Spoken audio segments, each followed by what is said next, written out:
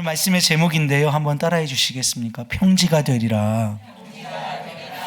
네, 같은 본문의 같은 제목의 말씀으로 오늘 세 번째 시간을 하겠습니다. 오늘로 이 본문을 마무리 지어야 할 것 같아요. 지난 두 주에 걸쳐서 큰 산아 내가 무엇이냐, 내가 수룹바벨 앞에서 평지가 되리라는 말씀을 증거했습니다. 기억하실는지 제가 한번 말씀을 정돈해 볼게요. 첫 번째 시간에는 하나님께서 수룹바벨에게 주신 이 말씀을 우리가 어떻게 기억해야 하냐면 말씀하시고 내가 그렇게 해줄 게가 아니라 말씀하실 때 이미 그 모든 것들을 이루어 놓으셨다. 예언자적 완료형 떠오르십니까? 그래서 우리가 기도할 때 주께서 우리에게 말씀을 허락하실 때 그 말씀이 이미 이루어진 줄 믿고 기도하는 기도가 우리 가운데 필요하다. 첫 번째 시간 기억하시나요? 괜찮아요. 괜찮습니다. 그렇게 당황하지 않으셔도 돼요. 자, 기억하시죠? 예언자적 완료형. 자, 그럼 두 번째 시간은 어떤 말씀을 했냐면 수룹바벨이 그리고 대제사장 여호수아가 그 많은 백성들을 데리고 노년층의 백성을 데리고 자신의 본토 고토로 돌아갈 수 있었던 비결이 무엇이냐면 1절에서 6절 말씀으로 대변되는 두 감람나무의 비유를 통해서 성령의 충만함이 있어야 된다라고 말씀을 드렸어요. 그래서 우리도 우리 가운데의 사역을 이루어내기 위해서, 우리에게 주어진 사명을 완수하기 위해서 우리 가운데 무엇이 필요하다? 성령 충만이 필요하다.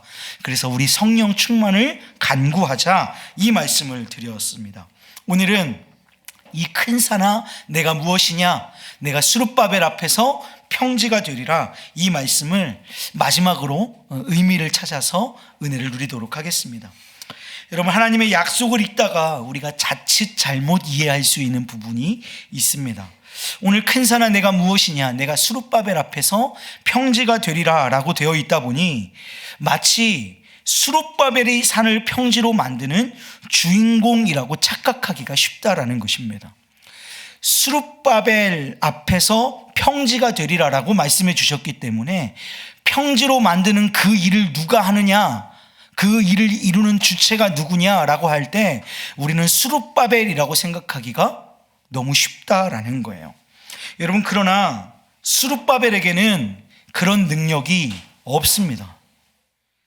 이 큰 산이 평지가 된다는 것은 수룹바벨이 예루살렘으로 돌아가는 길에 있는 산들을 누가요? 하나님께서, 할렐루야, 하나님께서 평지로 만들어 주신다는 뜻입니다. 여기에 방점이 있어요.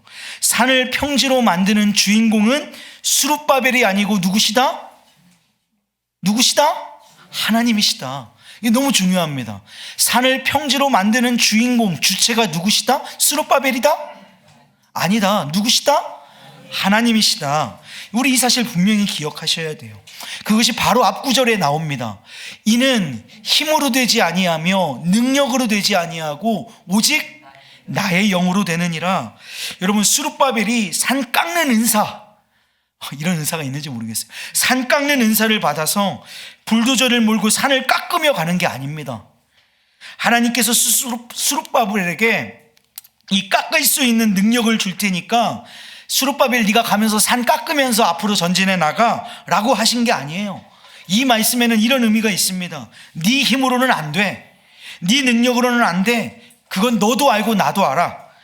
이 산은 오로지 내 능력, 나의 영으로만 가능한 것이야.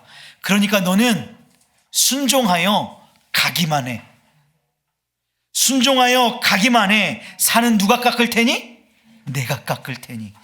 너는 저 산이 평지가 될 것을 믿고 그 믿음으로 순종하여 나아가라. 여러분, 그렇다면, 이 말씀의 뜻이 그렇다면 오늘 이 말씀은 의외로 우리에게 쉬울 수 있습니다. 왜냐하면 산을 내가 깎으며 가야 하는 능력, 내가 하나님께서 명령하셔서 그 산을 내가 깎으면서 간다고 생각해 보십시오. 능력을 받았어도 그 산을 내가 깎으며 간다고 생각해 보십시오.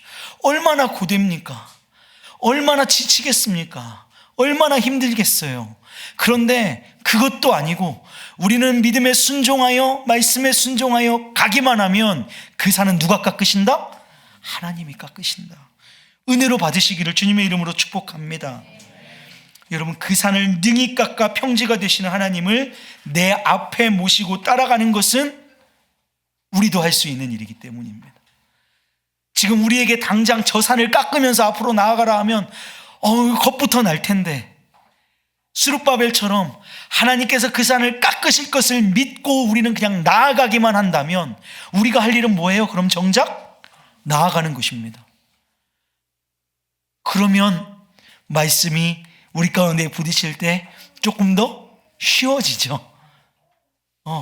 하나님, 그래요, 하나님 깎아주십시오, 나는 갈렵니다 하고 나아가는 것. 여러분, 이것을 우리는 뭐라고 부르냐면 믿음이라고 부릅니다.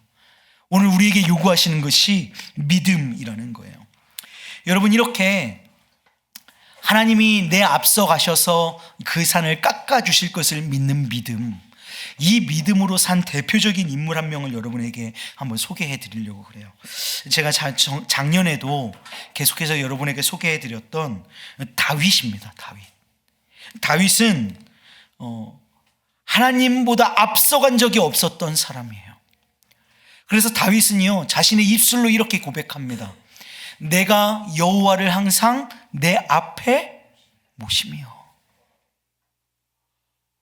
다윗의 고백을 여러분 한번 같이 해보시겠어요? 한번 시작. 내가 여호와를 항상 내 앞에 모시며. 아멘. 하나님보다 앞서가지 않는 인물이 다윗이었단 말이에요. 그 인생의 결론이 무엇인지 아십니까? 사무엘하 8장 6절 14절에 이렇게 고백하거든요. 다윗이 어디로 가든지 여호와께서 이기게 하시니라. 하나님보다 앞서가지 않고 어떻게 보면 조금 수동적인 인생인 것 같아 보이는데 하나님의 뒷공무니만 졸졸졸졸 따라서 하나님을 따라갔더니 그분이 큰 산을 평지가 되게 만드시고 다윗이 어디로 가든지, 여기서 말하는 어디로 가든지는 다윗이 가고 싶은데 아무 데나 갔다 이 얘기 아니라 하나님을 뒤쫓아갔던 그 어디든지입니다. 하나님이 A로 가라 그러면 A로 갔던 그곳에서, B로 가라 그러면 B로 갔던 그곳에서 어디에서든지 이기게 하셨습니다. 여러분, 오늘 우리도 이 비결, 놀라운 승리의 비결을 우리도 따라갈 수 있기를 원합니다. 하나님께서 앞서가시는 곳만 따라갔기에 언제나 승리할 수 있었던 이 다윗의 비법, 오늘 우리의 비법 되기를 주님의 이름으로 축복합니다. 아멘. 믿음은요, 하나님께서 어디로 가시는지 아는 것입니다. 그리고 하나님께서 어디로 가시든지 그 길을 뒤따라가는 것입니다. 하나님을 따라가는 것, 하나님을 따라가는 것, 이것이 우리에게 믿음이라는 것입니다. 여러분, 오늘 우리의 신앙이 어디에 와 있는지 우리가 한번 점검해 볼 수 있었으면 좋겠어요. 여러분, 내가 원하는 대로 하나님을 부리려고 하시지는 않습니까? 하나님께서 내가 A로 갈 거니까 따라와 라고 하시는데, 하나님, 저는 B가 좋으니 저를 따라오세요 라고 한다면 여러분, 어떠한 역사도 일어나지 않습니다. 일어날 수가 없는 거예요.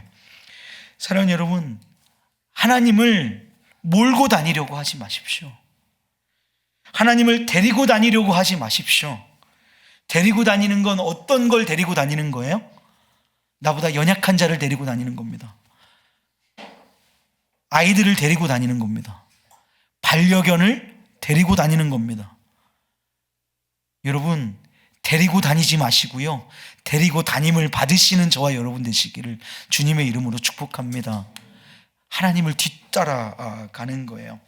하나님을 내 앞에 모신다는 것은 하나님께서 가시는 곳으로 내가 따라가는 것인 줄로 믿습니다.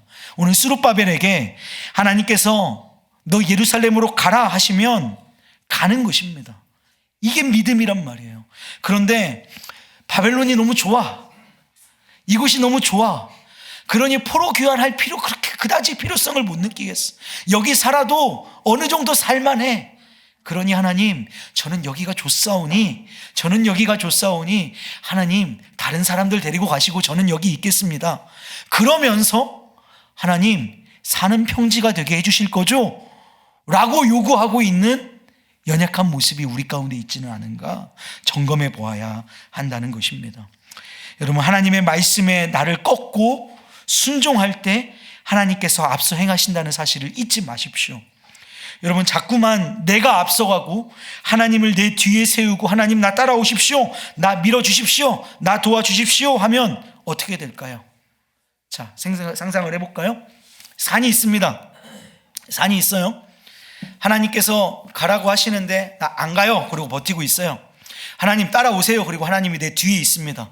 그러면 내 뒤에 계신 하나님이 저를 보고 뭐라고 얘기하실까요? 뭐라고 하실 것 같습니까?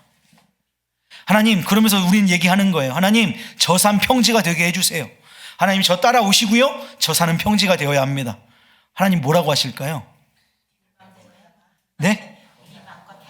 네 맘껏 해봐? 아, 그러실 수 있을 것 같아요. 두 번째, 또 하나 뭐가 있을까요? 제가 원하는 답은 아니었어요. 너 좀 비껴봐. 이러시지 않으시겠어요? 내가 저거 평지 만들 테니까 너 비껴봐. 너 때문에 못하잖아. 너 좀 비켜봐. 여러분, 하나님이 나보다 앞서가시면 평지가 된 길을 우리는 걷기만 하면 되는 줄로 믿습니다. 때로는 하나님의 일에 가장 큰 걸림돌이 나일 때가 너무나 많습니다. 내 생각, 내 자아, 내 자존심, 나일 때가 너무나 많아요. 그래서 하나님의 뒤를 따라간다는 것은 나를 죽이는 일인 줄로 믿습니다. 우리가 고백하는 것처럼 나는 없고 주가 살고 나는 죽고 주가 계신 것입니다. 그럴 때에 큰 산이 평지가 되는 것이지, 하나님 나 이거 하고 싶으니까 따라오세요 라고 할 때 평지가 되는 역사는 일어나지 않습니다. 사랑하는 여러분, 오늘 이렇게 고백할 수 있기를 원해요. 하나님, 나 하나님 좀 따라가게 해주세요. 내 생각 좀 잠재우게 해주시고요, 내 자아 좀 짓누르게 해주시고요, 하나님의 뜻을 쫓아 하나님 뒤따라가는 인생이 되게 해주세요. 그러면 큰 산은 내가 지나갈 때 그 산이 큰 산이었는지도 모를 정도로 평지가 되어 있는 역사를 누리게 되는 줄로 믿습니다. 아멘. 오늘 앞뒤 양옆에 서로 한번 이렇게 서로 인사해 보실까요? 주님 따라가시지요. 예. 아멘. 주님 끌고 다니지 마시고 주님 뒤쫓아가시는 저와 여러분 되시기를, 우리 요강중앙교회 되기를 주님의 이름으로 축복합니다.